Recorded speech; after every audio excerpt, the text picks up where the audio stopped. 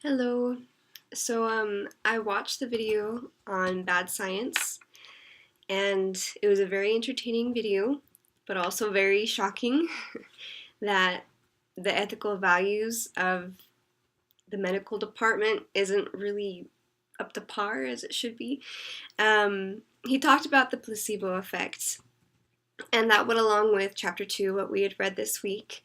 And he said, that if you pills instead of one, that it works better, and that if you give someone an injection that doesn't do anything, it still is going to have greater effect on a person than the two sugar pills, just because the person feels like they're getting more of a dramatic treatment.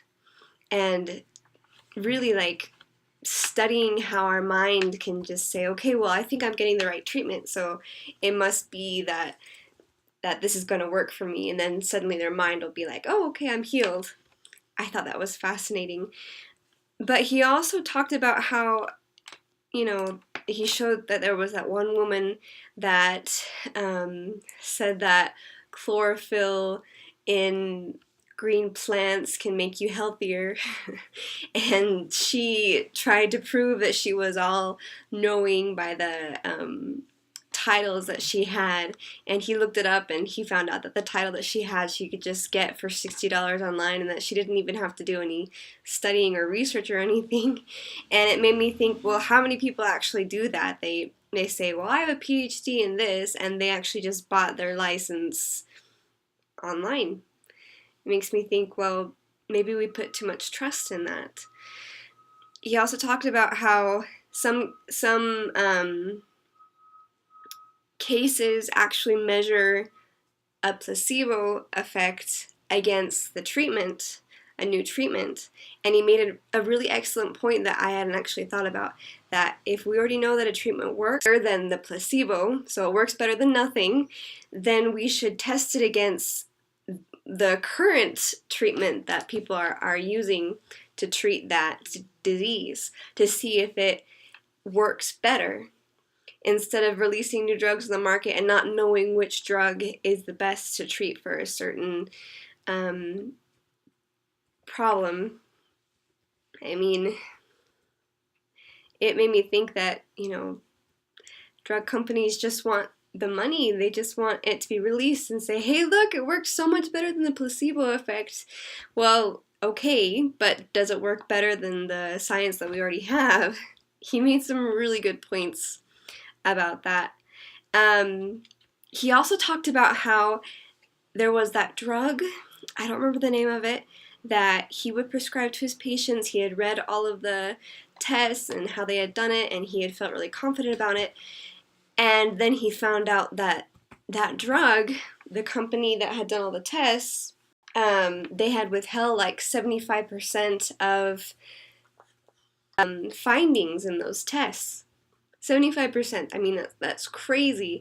I can't imagine,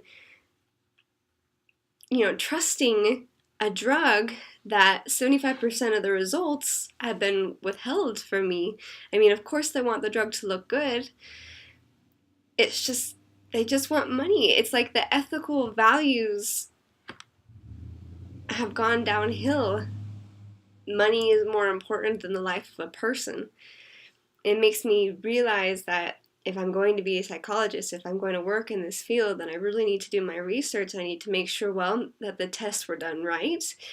I need to see if tests were withheld, if I can, because that's kind of hard to kind of hide those tests from the general public.